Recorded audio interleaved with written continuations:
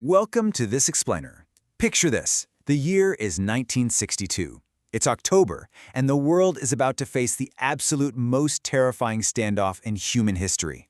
We're stepping right into a Cold War command room where every single second counts. And the fate of humanity? Well, it's resting on a knife's edge. For 13 tense, grueling days, the entire globe stood on the absolute brink of total nuclear destruction. Okay, let's dive into this. 13. Just 13 days. That is the impossibly brief window where human civilization literally hung by a thread. I mean, we aren't talking about a theoretical threat here, or some slow, simmering conflict. We're talking about a frantic 2-week period where one wrong word, one misread radar signal, or honestly, just one panicked military commander could have unleashed a catastrophic nuclear war, wiping out hundreds of millions of lives in a flash.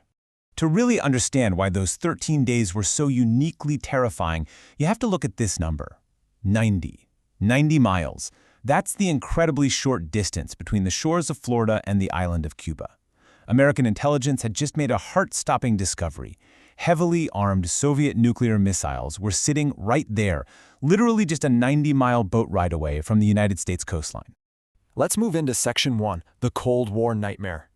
And this brilliantly illustrates exactly what we were dealing with. Following the end of World War II, the globe was essentially split right down the middle. The United States and the Soviet Union emerged from the ashes of that conflict as these unprecedented, massively armed superpower enemies.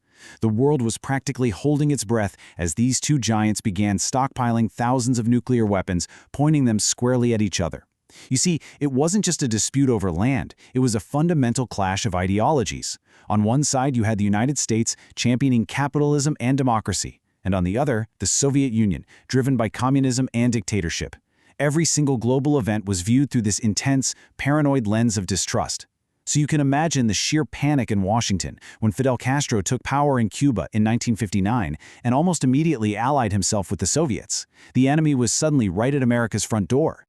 That brings us to Section 2, a shocking discovery. All right, it's October 14, 1962.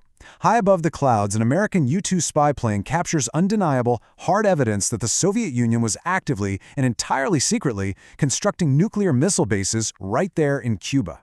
Just let the gravity of that sink in for a second. We are talking about missiles capable of reaching Washington, D.C., New York City, and vast swaths of the American mainland within a matter of minutes. Literally minutes. There'd be almost no warning, no time to evacuate. Major American metropolitan centers could be wiped completely off the map before the president could even finish reading a morning briefing. The strategic balance of the entire world had just been completely upended.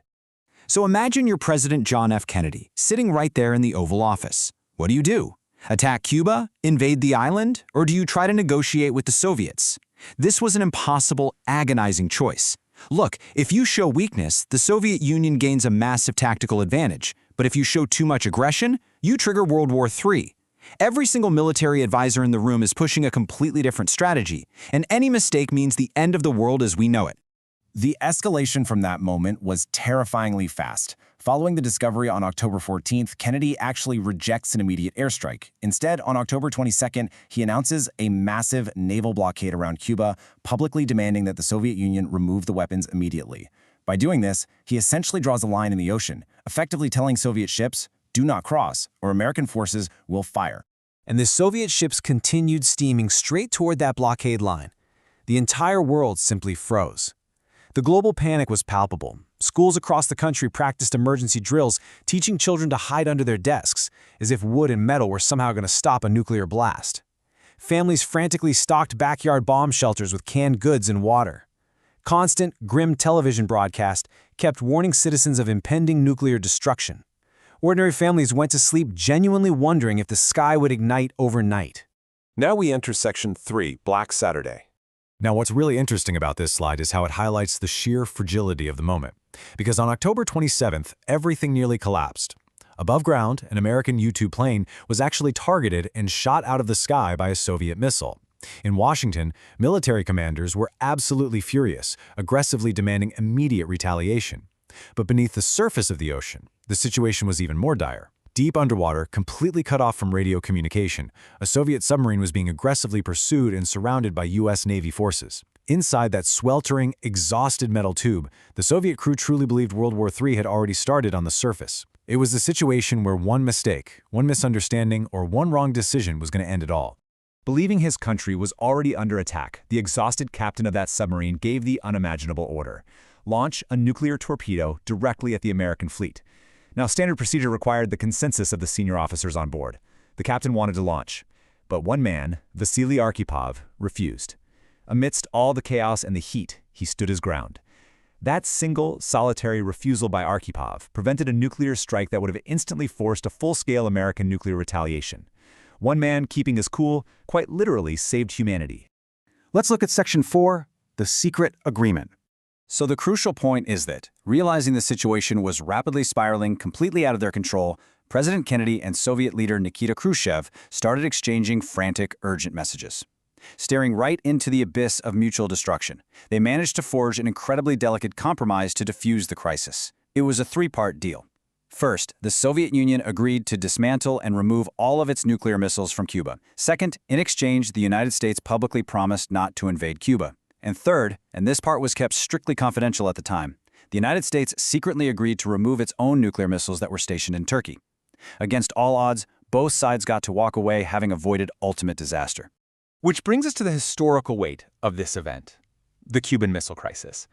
The 13-day confrontation in 1962 that remains the absolute closest humanity has ever come to global nuclear annihilation. After 13 days of unprecedented terror, the world somehow stepped back from the edge. We survived not because of some inevitable force of nature, but purely because of the restrained, incredibly difficult choices made by a handful of leaders and officers who absolutely refused to let panic dictate their actions. Which leaves us with this chilling final thought. Look at what we just explored. If the ultimate fate of billions of people, literally the continuation of human civilization itself, was decided by just a few individuals keeping their cool under unimaginable pressure, how fragile is our peace today? It is a stark, heavy reminder of the immense, terrible power we hold, and how easily everything we know could still be erased. Thank you for joining me on this explainer. Keep questioning, keep learning, and I'll see you next time.